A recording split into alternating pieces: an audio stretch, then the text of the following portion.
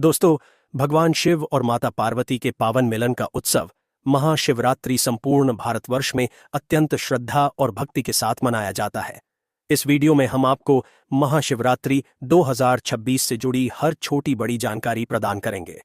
इस पावन अवसर पर भक्त उपवास रखते हैं और महादेव की आराधना में लीन रहते हैं।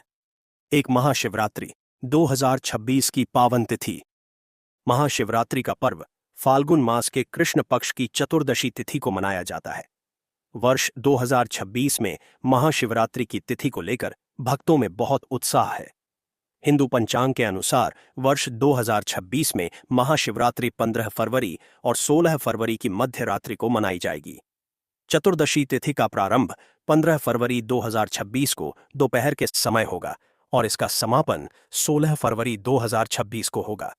क्योंकि महाशिवरात्रि की मुख्य पूजा निशिता काल में की जाती है, इसलिए 15 फरवरी की रात को ही मुख्य व्रत और पूजन संपन्न किया जाएगा।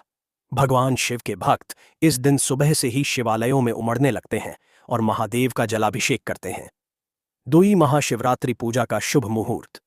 महाशिवरात्रि पर पूजा का सबसे श्रेष्ठ समय निशिता काल माना जाता है।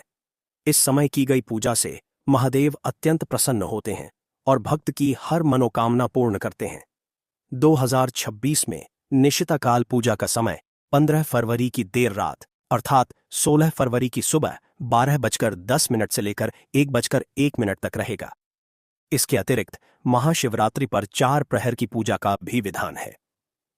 प्रथम प्रहर की पूजा शाम 6:10 से 9:24 तक होगी। दूसरे प्रहर की पूजा रात 9:24 से मध्य रात्रि 12:38 तक होगी। तीसरे प्रहर की पूजा रात 12:38 से सुबह 3:53 तक होगी। चौथे प्रहर की पूजा सुबह 3:53 से सुबह 7:07 तक होगी। भक्तों को अपनी शक्ति और श्रद्धा के अनुसार इन मुहूर्तों में महादेव का अर्चन करना चाहिए। 3 महाशिवरात्रि के दिन क्या करने से बचें? महाशिवरात्रि का व्रत बहुत प्रभावशाली होता है, परंतु इस दिन कुछ विशेष बातों का ध्यान रखना अनिवार्य है। इस पावन दिन पर भक्तों को कुछ कार्यों से बचना चाहिए ताकि उनकी पूजा खंडित न हो। सर्वप्रथम महाशिवरात्रि के दिन किसी भी प्रकार के तामसिक भोजन का सेवन नहीं करना चाहिए। मांस, मदिरा, प्याज और लहसुन से पूर्णतः दूरी बनाए रखनी चाहिए। इस दिन किसी का अपमान न करें और अपशब्दों का प्रयोग करने से बचें। महादेव को केतकी का फूल कभी भी अर्पित नहीं करना चाहिए, क्योंकि पौराणिक कथाओं के अनुसार भगवान शिव ने केतकी के पुष्प को अपनी पूजा से वर्जित कर दिया था। पूजा के समय इस बात का विशेष ध्यान रखें कि शिवलिंग पर कभी भी सिंदूर या कुमकुम न चढ़ाएं। महादेव को केवल चंदन का तिलक ही प्रिय है। साथ ही भगवान शिव की पूजा में शंख का प्रयोग भी वर्जित माना गया है। शिवलिंग पर चढ़ाया गया जल या प्रसाद ग्रहण नहीं करना चाहिए, क्योंकि वह चंड का भाग माना जाता है। इसके अतिरिक्त इस दिन के समय सोने से बचना चाहिए और रात्रि जागरण कर शिव नाम का जाप करना चाहिए। चतुर्थ महाशिवरात्रि की पावन कथा। महाशिवरात्रि की कई कथाएं प्रचलित हैं, जिनमें से एक शिकारी की कथा सबसे अधिक प्रसिद्ध है। प्राचीन काल में एक निषाद शिकारी था, जो वन में शिकार करके अपने परिवार का पालन पोषण करता था। एक बार महाशिवरात्रि के दिन वह शिकार की खोज में वन में बहुत दूर निकल गया। पूरा दिन बीत जाने के बाद भी उसे कोई शिकार प्राप्त नहीं हुआ। वह भूख और प्यास से व्याकुल था। जैसे ही सूर्यास्त हुआ, वह एक बेल के पेड़ पर चढ़कर बैठ गया। उस पेड़ के नीचे एक शिवलिंग स्थापित था, जो बेल के पत्तों से ढका हुआ था। शिकारी को इस बात का ज्ञान नहीं था। रात के पहले प्रहर में वहां एक मृगी आई। शिकारी ने जैसे ही अपना धनुष उठाया, उसके हाथ के धक्के से कुछ बेलपत्र टूटकर शिवलिंग पर गिर गए। शिकारी अनजाने में ही भूखा था, इसलिए उसका व्रत भी हो गया और प्रथम प्रहर की पूजा भी संपन्न हो गई। मृगी ने शिकारी से जीवनदान मांगा और कहा कि वह अपने बच्चों को सुरक्षित स्थान पर छोड़कर वापस आ जाएगी। शिकारी ने उस पर विश्वास कर लिया। इसी प्रकार दूसरे और तीसरे प्रहर में भी अन्य मृग आए और शिकारी के धनुष चलाने के प्रयास में पुनः बेलपत्र शिवलिंग पर गिरते रहे। शिकारी को पता भी नहीं चला कि वह महादेव की कितनी बड़ी सेवा कर रहा है। अंत में जब वह पूरा परिवार वापस आया तो शिकारी का हृदय परिवर्तन हो गया। उसने उन जीवों को मारने का विचार त्याग दिया। अनजाने में किए गए इस व्रत और पूजन से प्रसन्न होकर महादेव ने शिकारी को दर्शन दिए और उसे मोक्ष का वरदान दिया। इस कथा से यह स्पष्ट होता है कि यदि कोई मनुष्य अनजाने में भी महाशिवरात्रि का व्रत कर ले तो उसे महादेव की असीम कृपा प्राप्त होती है। 5 समुद्र मंथन और महाशिवरात्रि। एक अन्य कथा के अनुसार महाशिवरात्रि का संबंध समुद्र मंथन से भी है। जब देवताओं और असुरों के बीच अमृत के लिए समुद्र मंथन हो रहा था, तब उसमें से हलाहल नामक भयंकर विष निकला। उस विष की ज्वाला से संपूर्ण ब्रह्मांड जलने लगा। सभी देवता और ऋषि मुनि भगवान शिव की शरण में गए। महादेव ने संसार की रक्षा के लिए उस विष का पान कर लिया। माता पार्वती ने विष के प्रभाव को शिव के शरीर में फैलने से रोकने के लिए उनके कंठ को पकड़ लिया। इस कारण विष शिव के गले में ही रुक गया और उनका कंठ नीला पड़ गया। तभी से भगवान शिव को नीलकंठ कहा जाने लगा। विष की जलन को शांत करने के लिए देवताओं ने पूरी रात शिव को जल अर्पित किया और जागरण किया। वह रात फाल्गुन चतुर्दशी की थी, जिसे आज हम महाशिवरात्रि के रूप में मनाते हैं। 6 शिव और शक्ति का विवाह। महाशिवरात्रि का सबसे पावन पहलू भगवान शिव और माता शक्ति का विवाह है। सती के आत्मदाह के पश्चात महादेव घोर तपस्या में लीन हो गए थे। माता सती ने ही पार्वती के रूप में पुनर्जन्म लिया और शिव को पति रूप में प्राप्त करने के लिए कठोर तप किया। फाल्गुन मास की कृष्ण पक्ष की चतुर्दशी को ही महादेव ने माता पार्वती को अपनी पत्नी के रूप में स्वीकार किया था। इस दिन शिव की बारात निकलती है, जिसमें देव, गंधर्व, यक्ष और भूत पिशाच सभी सम्मिलित होते हैं। यह दिन वैराग्य और गृहस्थ जीवन के अद्भुत संतुलन का प्रतीक है। 7 महाशिवरात्रि पूजा विधि।